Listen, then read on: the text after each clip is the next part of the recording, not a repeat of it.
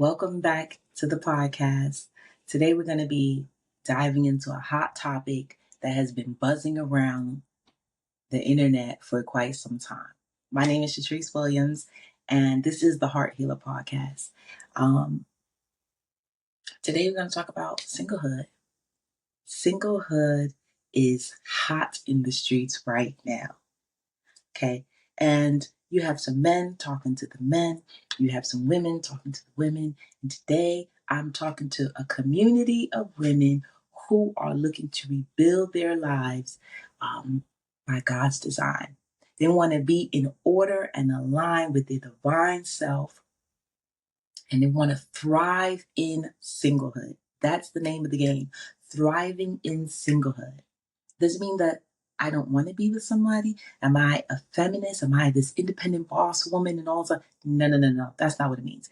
It means that while I'm waiting in singlehood, I'm going to incorporate these things. I'm going to change a perspective to embody the divine perspective. I'm going to do the work to get myself in divine order so that way I can be the virtuous wife that's in Proverbs 31. So if you haven't heard in my talking yet, listen, I love God. I call him my love. That's my love. That's how I describe him, my love. Okay? And what does that mean? That means that I read the Bible. That means that I find wisdom in the Bible. I find my work in the Bible. I find principles in the Bible that I am trying daily to incorporate in my life. That's the foundational piece. That's foundational. Okay? So now, what does that look like? That looks like communion. If I want to have a relationship, earthly, because remember, how we move here is how we're going to move here. So let's put foundational things in place first.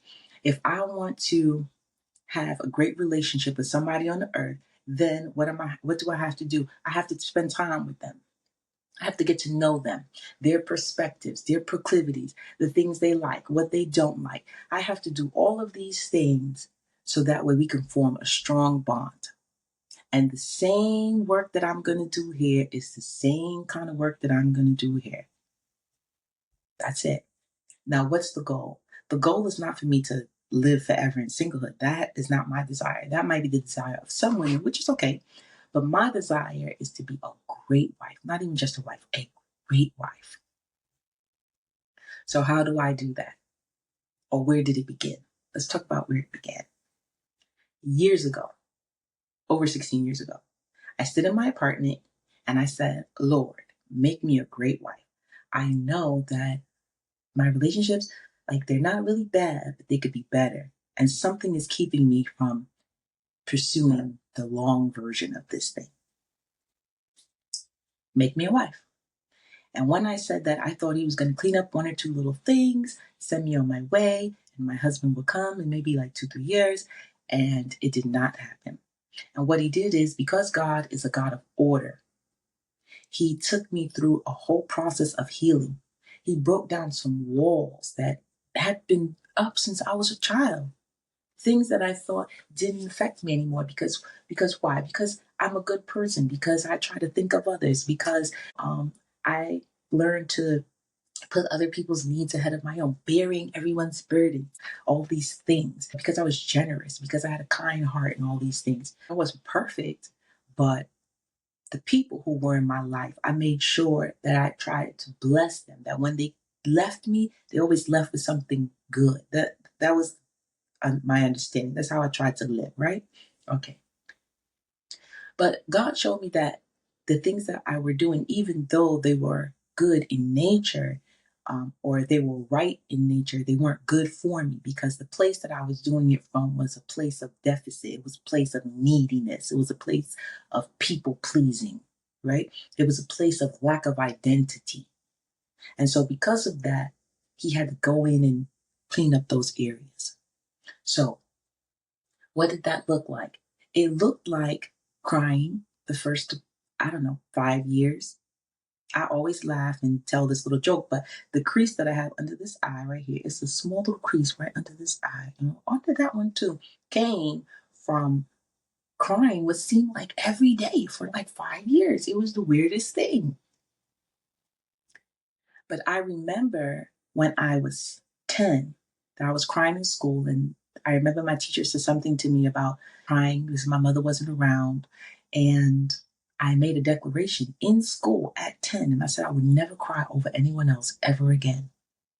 I don't care. If they want to go, let them go. If they want to stay, let them stay. But I will shed no more tears over no one. And from that time to when he started letting me cry, I think he was releasing me from that contract that I had.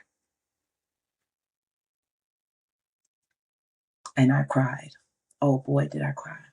I soaked quite a few pillows. I stayed up many nights, many days, and I just cried. Sometimes I didn't even know what I was crying for, but there was a release that was happening. This is the level of healing that God was taking me through. So if had I known those things ahead of time, when I said make me a wife, I probably would never have done it. But that's what he did. And was I it has nothing to do with success. I want to say this had nothing to do with like financial problems. I was an independent consultant. I had a very good job. I made very good coin. So it had nothing to do with money. I want you to know that this is something strictly for my heart. This was heart healing to the core. Hence the name of the podcast, Heart Healer. So Singlehood started with a question. It started with a response to God. An ask, not a question. It started with a request, an ask from God. And through the ask, he started asking me questions. And I believe it is to make me aware. You have to be aware of something in order to make a decision or a choice of if you're going to change it. How do I know this to be true? Because when I read the Bible, everything I need to know, really, I can get it from Genesis. Not everything, but the beginning of a thing. I can hear it in Genesis. I can read it, hear it in Genesis. When Adam separated or was severed from his divine identity, right? When that connection started to sever, God had asked Adam a question, not because God didn't know. He was trying to see what was going on with Adam's hearing, his connection. And the minute that he asked Adam something, a voice that was kind to him, a voice that when his father spoke, he heard it correctly and he spoke. That same voice now became fearful to him, so he hid.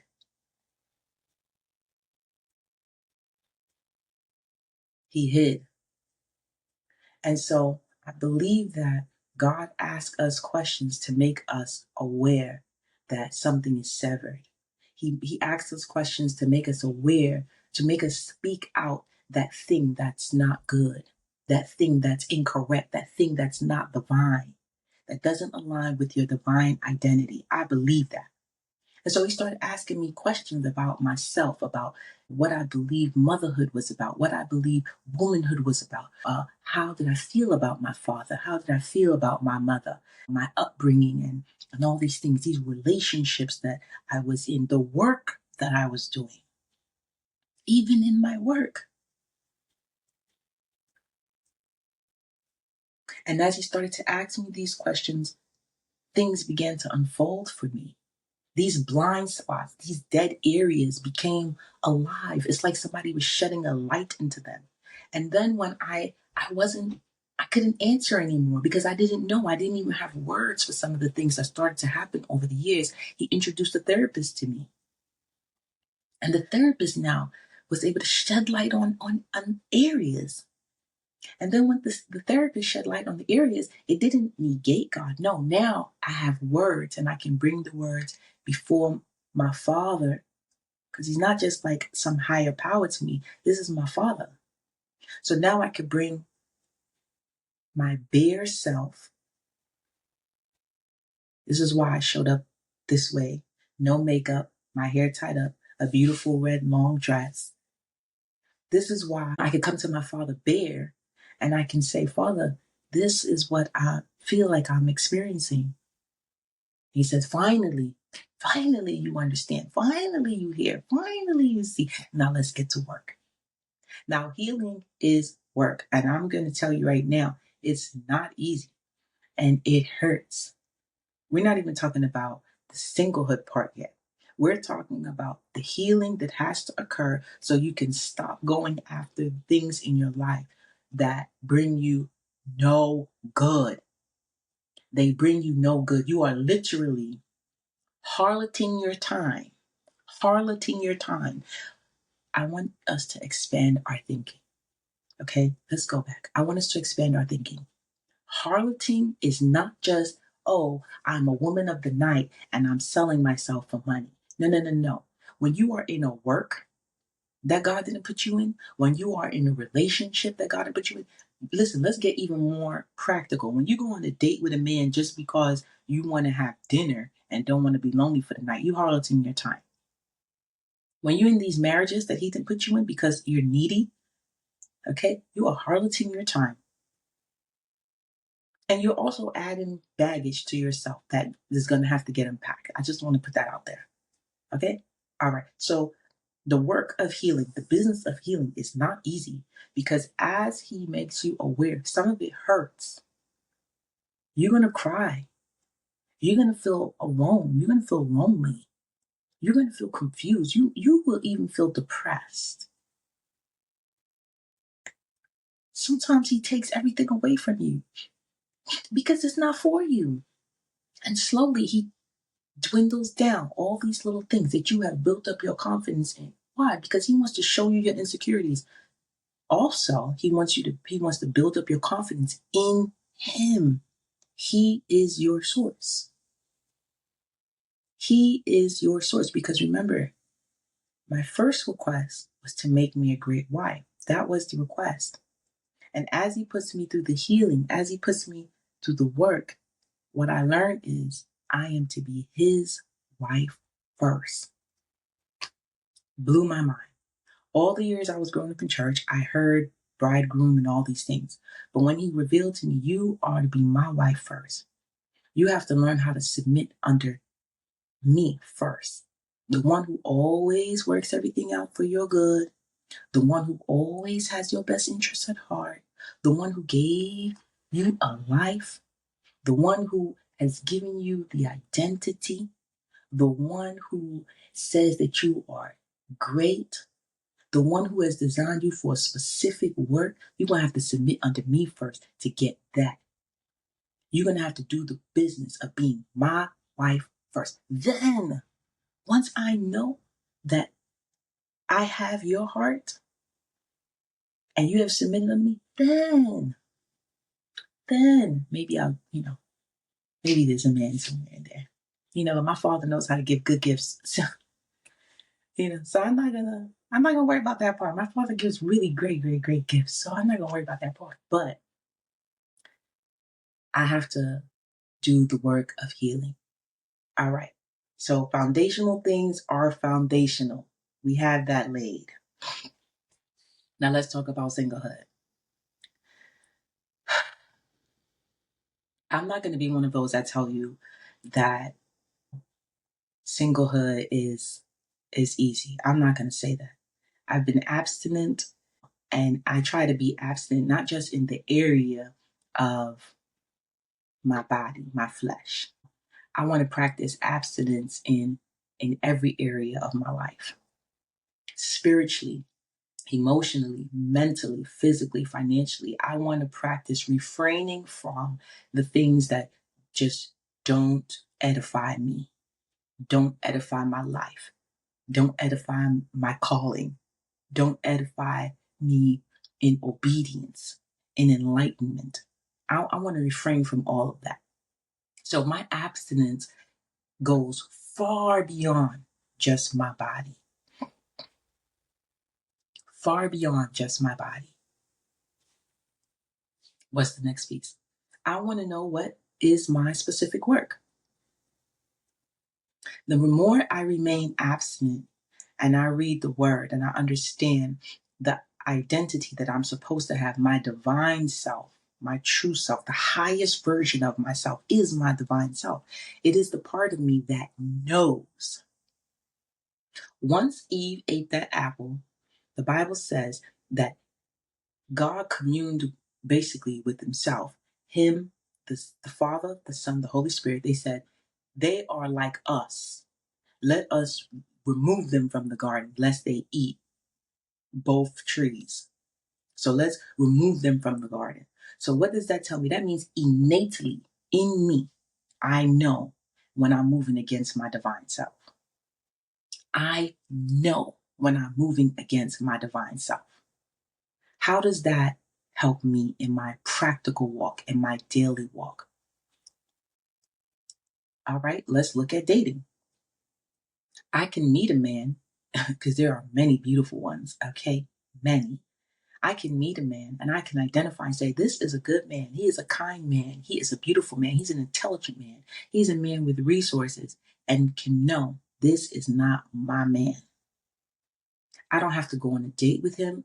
I don't have to use any of his resources. I don't have to give him any of my time because I'm feeling lonely or I want to get dressed up or anything like that. I don't have to do any of that. But innately, immediately, I know this is not my husband. And I can refrain.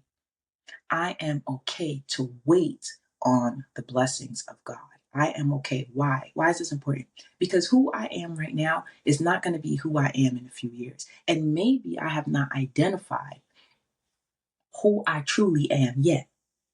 And so I would probably be in a relationship with somebody who does not feed the woman who I am to become. Maybe I'll just be with somebody for who I am right now. And that's not walking in my divine self. No, when I fully am in right identity and I see I am who I am to become, I can see who I am to become. I know that woman. I am walking as that woman completely. Then I'm walking in my divine nature. And what's going to happen? I'm going to be doing the business of that woman. That woman who I can see afar off in the distance. I'm going to be doing presently the work of that woman. And as I'm doing the work of that woman, the man who is to come to support that woman, who has vision, who has provision, who has innovation for that woman who's doing that work, we will meet. God will bring me to him. He will put me in his line of vision, and I'm going to know. How am I going to know? Because my divine self is actively working. I will know. He going to know too. He going to know too. Okay? How do I know that that's the order? Because that's what God did. God gave Adam a mate. He brought the woman to Adam. He brought the woman to Adam. The order does not change. Now, what could be the holdup? The first thing that I just explained to you could be the holdup. And also, understand this. God said that Adam was already in his work, right? In the Bible, we see that Adam was already in his work, and God gave Adam somebody comparable. Comparable. So what does that comparable thing look like? That comparable thing practically in my life. Maybe there's some insecurities that the type of man that I'm to be with, the one who's financially savvy, the one who understands global currency investments and things of this nature, the one who is an expert in his field, he's notable, he's credible, he's beautiful, he is attractive inside and outside. Those things, right? It could be that I don't have the confidence fully to walk with this man. How can I identify that I don't have the confidence? It's not in how I look, because I assure you, I'm nice. I assure you, I'm nice. Okay? It's not that. No, no, no. It could be the work. It could be the work. Have I fully walked in the identity where I am doing what I'm supposed to be doing so I can have what I'm supposed to have? Am I confident enough to stand and do what he has called me to do? Am I in obedience for the work that he gave me, the specific work that he gave me in the earth? That's what could be the holdup. Now, this thing is not easy. This thing is not easy. You're being made aware of things that are within you that need fleshing out. You have to identify, or get with a therapist to help you identify the areas in you that's just not operating on 10/10. That's it. I purposefully decided to come and present the podcast in just this red dress and my head tied up because I want you to understand it has nothing to do with your makeup and your wig and your nails and all that. That's outward work. That's a physical appearance which can always be altered. That is nothing. That is fleeting. Your husband is going to take pride in who you are inwardly.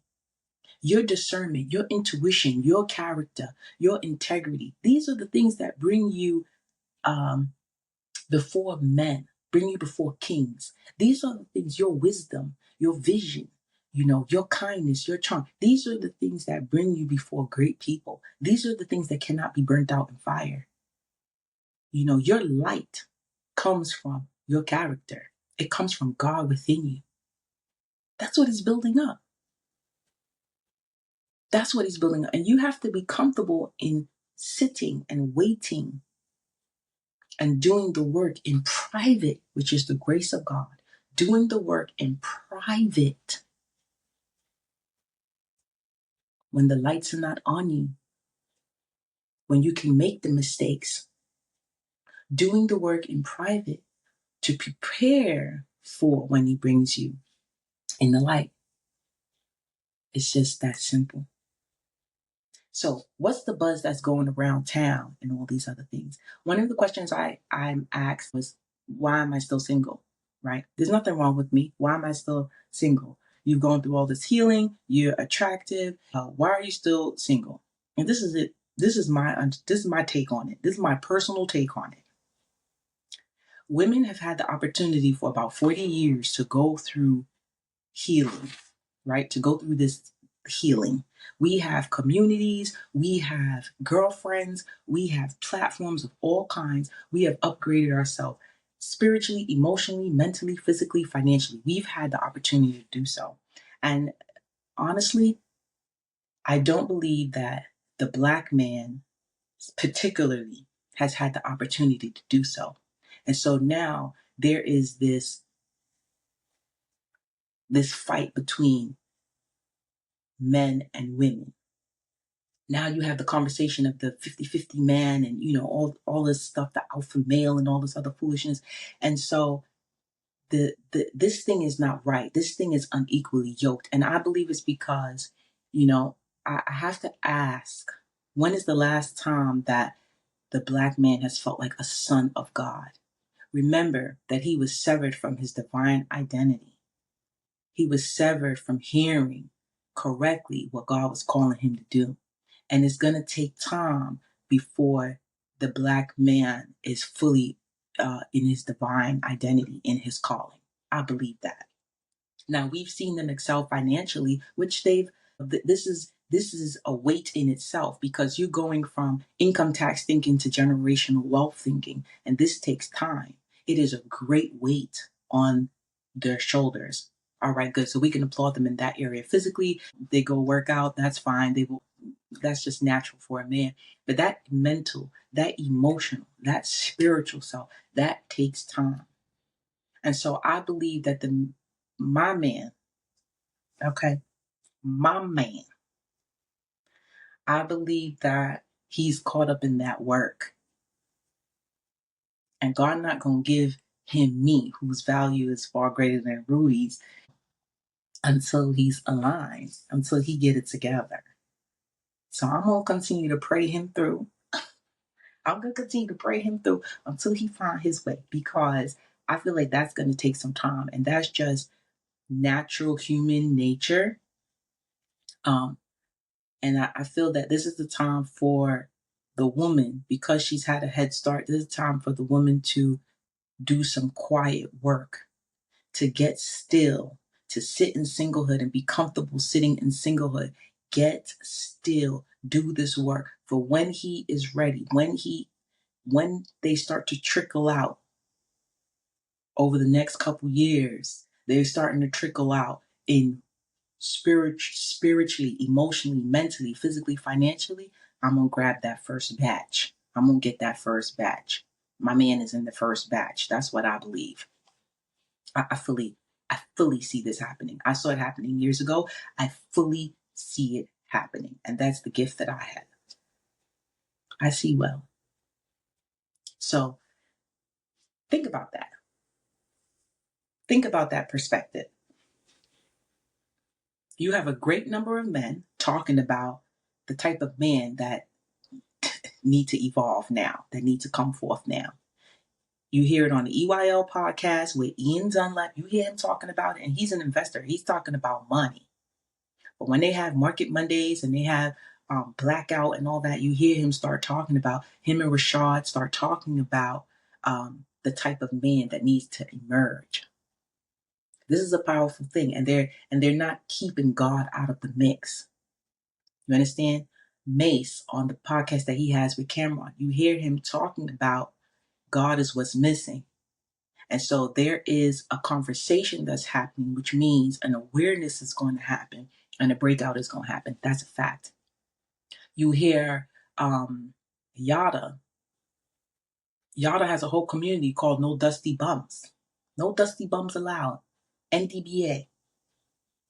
Where he is challenging men and their concepts, their thinking and taught, and not leaving out the spiritual aspect because it plays in their own life. This is what you call like an awareness. And once you have awareness, then you can make a choice about the type of life that you want to live. Because now you can't say you didn't know. And these are men who are not struggling. These are men who are successful. So they will lead a generation of men out of the darkness. That's a fact. So do you want to be one of those women who prepares herself for, number one, to be a proper wife here first? This needs to be the first, not here. We don't need to operate on this level. This level is fleeting. This level dies. This level is eternal. You need to figure out your relationship here first. Get your spiritual self together first. That's the order of the thing. Spiritual, emotional, mental, physical, financial. You come under right identity, which is your spiritual self. That will make sure that you stay balanced emotionally. You stay well emotionally. Mentally sound. Okay, that means there's no divination. There's no lukewarmness. You are mentally sound because you are moving about in clarity. And then your physical capabilities, what are you able to do? The gifting that he gave you, the things that you're supposed to do, you're able to do that. Don't worry about the finances. Finances, what you have, what you need to have will come to you. When you are operating 10-10 on those levels, your finances, they will happen. You don't chase money. Money comes to you when you are in your divine self. Why? Because you're not your provider. You're not a hustler. You're not operating on hustle. No, you do your work, you rest, and God provides. The floodgates open. So that's what we're talking about on the Heart Healer podcast. And we're going to carry this conversation for as long as we need to. But we're going to talk about things that are going to get us ready. They're going to equip us to come out of this stupid harlotry behind behavior, the thinking, the attitude, all these little actions and things. We're going to get wise. We are going to sit quiet and singlehood. We're going to prepare for when the man is ready. And we are going to connect divinely with the one who God called us to be with. We're going to go into the earth. We're going to build out these kingdoms. We're going to build out, we're going to be ambassadors for the kingdom, and we're going to build out these worlds. What's the world? That is whatever industry he's putting you in. And we're going to take over the giants. We're going to have to fight, but we're going to win. We're going to have to fight, but we're going to win. Why? Because it's time for management to change. The hands of management must change. The wealth of the wicked is stored up for the righteous. Come on now. So thank you for joining the Heart Healer podcast today. This is our first episode.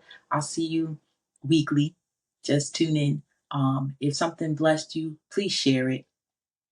Share it if it blessed you. That'll be good. And I see you next time.